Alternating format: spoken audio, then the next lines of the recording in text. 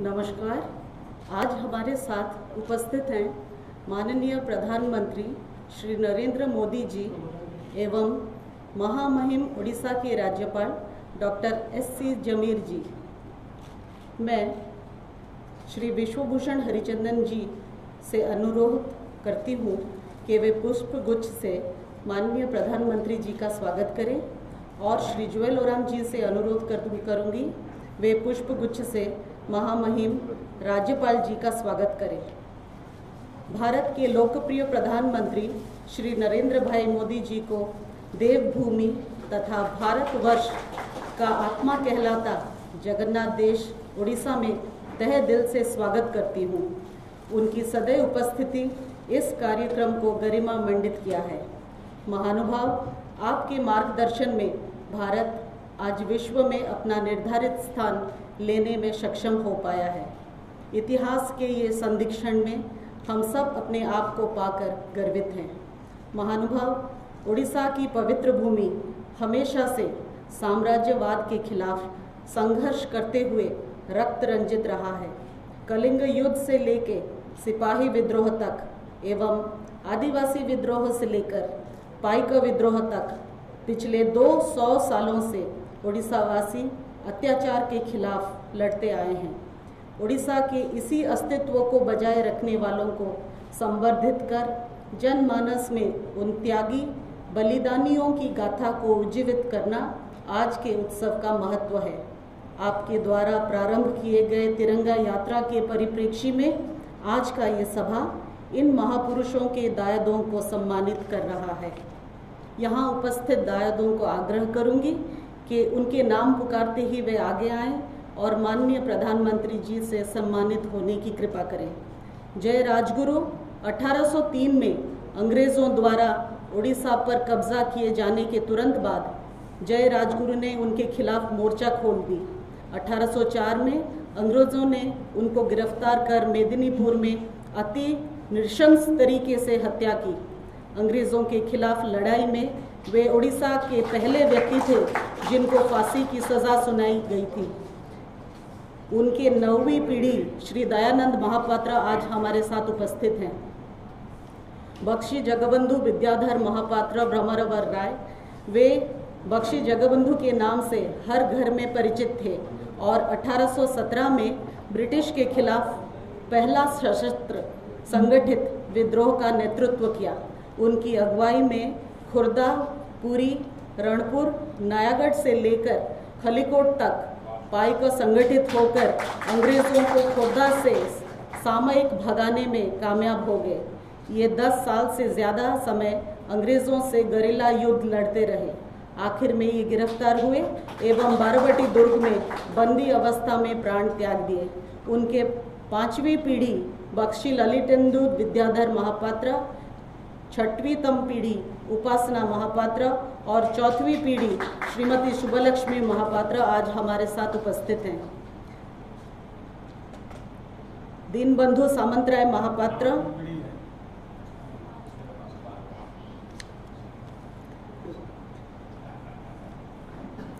दीनबंधु सामंतराय महापात्र ये पाइक विद्रोह के नायक बख्शी जगबंधु के प्रमुख सहायक थे एवं उनके साथ साथ रहकर विद्रोह को परिचालित किया था। उनके 5वीं पीढ़ी श्री मानवेंद्र महारथा आज हमारे साथ उपस्थित हैं। दामा सुबुद्धि मंगराज,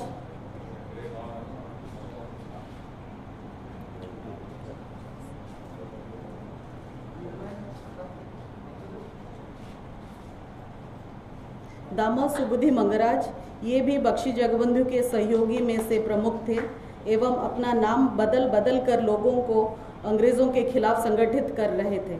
उनके 5वीं पीढ़ी श्री हतानाथ मंगराज आज हमारे पास उपस्थित हैं।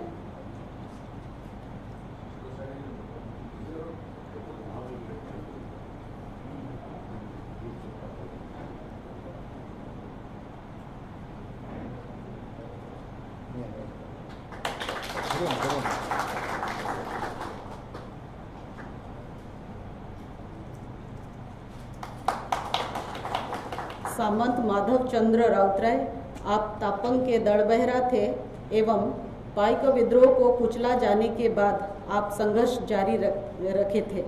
सीधे लड़ाई के बाद इन्होंने गरिल्ला तरीके से अंग्रेज़ों के खिलाफ लड़ते रहे। दारूथेंगा के निवासी थे। ये अंग्रेज़ों की जेल से भागने के समय उनकी गोली से शहीद हो गए। उनकी चौथी पीढ़ी प्रफुल्ल बाहुबलेंद्र आज हमारे साथ उपस्थित हैं।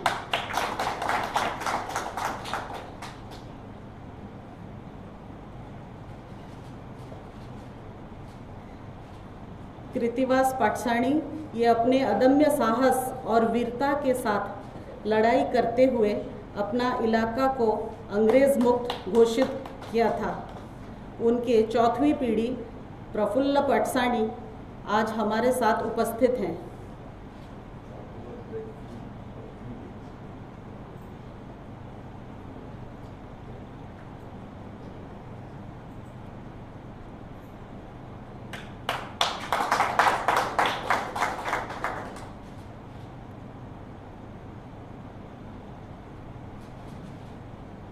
रेंडो माझी 1855 में कलाहंडी रियासत में इनके नेतृत्व में कंध जनजाति के लोगों ने अंग्रेज़ों के खिलाफ सशस्त्र आंदोलन किया, जिसको इन्होंने एक जन आंदोलन का रूप दिया। बाद में गिरफ्तार हुए एवं उनको फांसी की सज़ा सुनाई गई थी। उनकी चौथी पीढ़ी योगेश्वर माझी आज हमारे साथ उपस्थित हैं।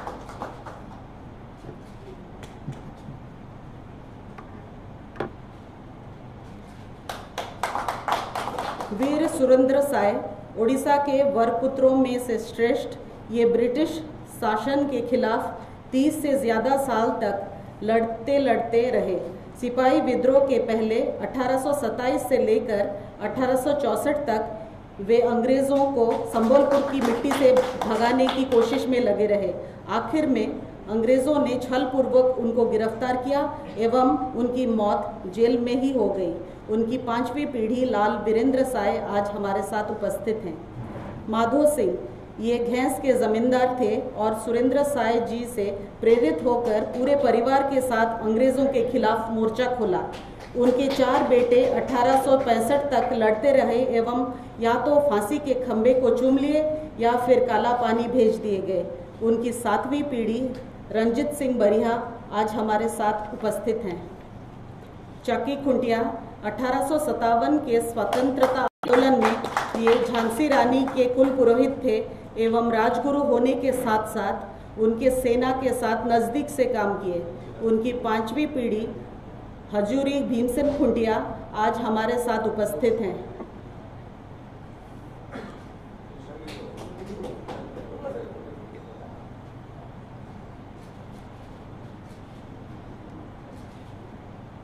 चक्र बिसोई व दोरा बिसोई आधुनिक कंधमाल के कंध जनजातियों ने अंग्रेज के खिलाफ बड़ा आंदोलन किया था। इस आंदोलन का नेतृत्व पहले चक्र बिसोई एवं बाद में उनके भतीजे दोरा बिसोई ने लिया था। इन दोनों कंध जनजातियों के लोगों को संगठित कर 2 पीढ़ी तक अंग्रेज़ों से लड़ते रहे। उनकी 5वीं पीढ़ी श्री नेताजी बिसोई आज हमारे साथ उपस्थित हैं। रघुनाथ महंती व दिवाकर परिड़ा ये दोनों अभिन्न मित्र थे एवं रणपुर में अंग्रेज़ों के खिलाफ आंदोलन छेड़ते हुए उनका नेतृत्व किया। पॉलिटिकल एजेंट बेजल गेट साहब को 1939 में हत्या की एवं इसी सिलसिले में 1941 को भागलपुर जेल में फांसी पर चढ़ा दी गई। आज हमारे साथ रघुनाथ मोहंती के दूसरे पीढ़ी से दीप्ति कुमार मोहंती एवं दिवाकर परिड़ा के दूसरे पीढ़ी विक्रम परिड़ा हमारे पास उपस्थित हैं।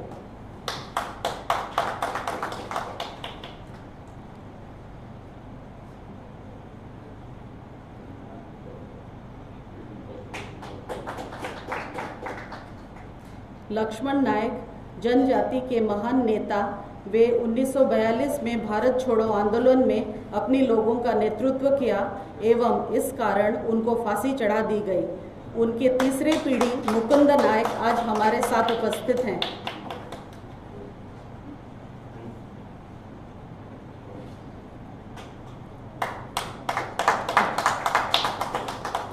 लक्ष्मी इंदिरा पंडा म्यांमार में पैदा हुए इन्होंने नेताजी सुभाष बोस के आज़ाद हिंद फौज में शामिल हुए एवं अंग्रेज़ों के खिलाफ लड़ते रहे। उनकी दूसरी पीढ़ी सुरेंद्र पंडा आज हमारे साथ उपस्थित हैं।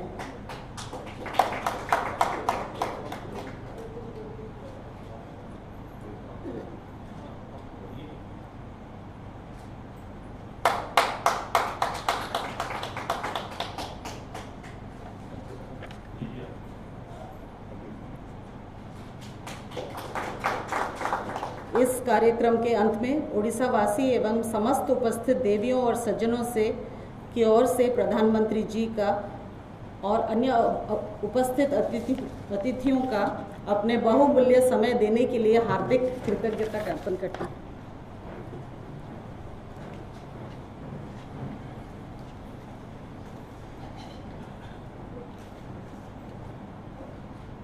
मैं आप सबको प्रणाम करता हूं।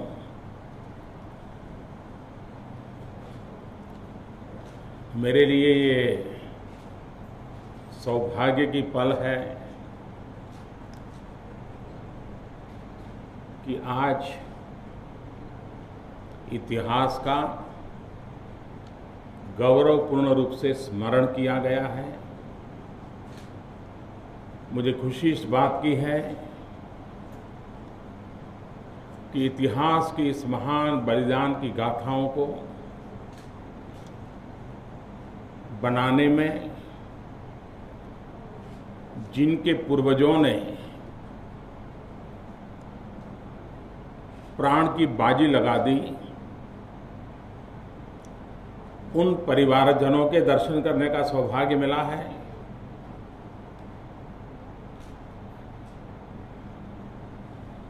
मानव जात के विकास की यात्रा में जितना सामर्थ्य सपनों का होता है, उतना ही सामर्थ्य इतिहास के स्मरण का होता है। इतिहास एक जीवंत प्रेरणा होता है और मानव जाति को अपने सपनों को साकार करना है तो इतिहास के उन स्वर्णिम पृष्ठों के साथ अपने आप को जोड़े रखना चाहिए, उससे ऊपर उठने की कोशिश करनी चाहिए, उससे नीचे जाने का कभी भी किसी भी पीढ़ी में अवसर नहीं आना चाहिए। दुर्भाग्य से हमारे देश में आजादी के इतने बड़े संग्राम को कुछ ही वर्षों में सीमित कर दिया गया, कुछ ही परिवारों में सीमित कर दिया गया, कुछ ही घटनाओं में सीमित कर दिया गया। जबकि भारत की आजादी का आंदोलन जन जन का आंदोलन था, त्याग और बलिदान की घटनाओं से भरा हुआ आंदोलन था। लगातार 700-800 साल तक बलिदान की श्रृंखला चली थी। भारत जैसे स्वाभिमानी देश के लिए आवश्यक है कि हम उन सारी घटनाओं का स्मरण करें और इसलिए एक योजना भारत सरकार ने बनाई है।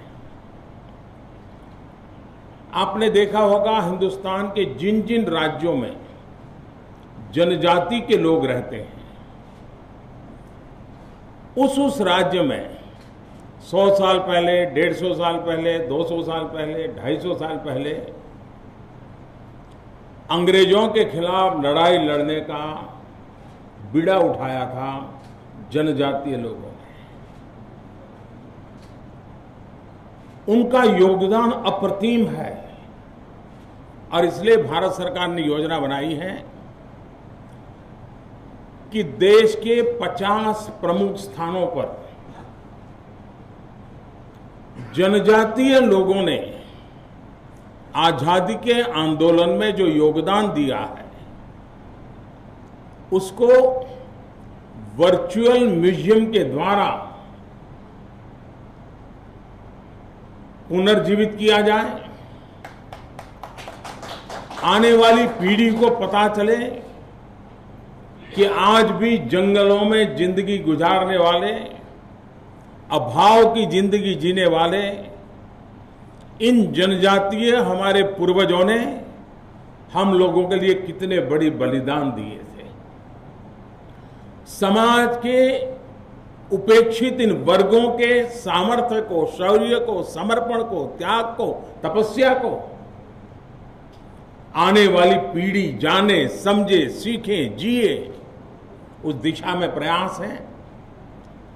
उड़ीसा इस पूरी संघर्ष यात्रा में सिरमौर रहा है, यहां की जनजातीय सिरमौर रही है। सैकड़ों लोगों ने फांसी के तख्त को चूमा है, हजारों लोगों ने जवानी जेल में गुजारी है। आने वाली पीढ़ी को इतिहास जीवित रखने के लिए ये वर्चुअल म्यूजियम की एक बड़ी योजना, अब टेक्नोलॉजी के कारण ये संभव हुआ है, उस पर काम चल रहा है और एक के बाद एक देश के अलग अलग राज्यों में जहां जनजातीय समुदाय ने आजादी के जंग का नेतृत्व किया है, उन घटनाओं को चित्रित करने का उस समय के, जैसे यहां बख्शी जी ने पूरा उस समय नेतृत्व दिया था, ऐसी घटनाओं को आज की पीढ़ी को बताना ये आवश्यक है। उस दिशा में काम होने वाला है। मैं फिर एक बार अपने आप को बहुत भाग्यशाली मानता हूं। आप सबके आशीर्वाद बने रहे। आपके पूर्वजों के त्याग और तपस्या के अनुकूल 2022 में जब आजादी के 75 साल मनाएंगे, देश को उस दिशा में उनके सपनों वाला देश बनाने के लिए हम भरपूर प्रयास करें। आप सबको मेरी तरफ से जय जगन्नाथ।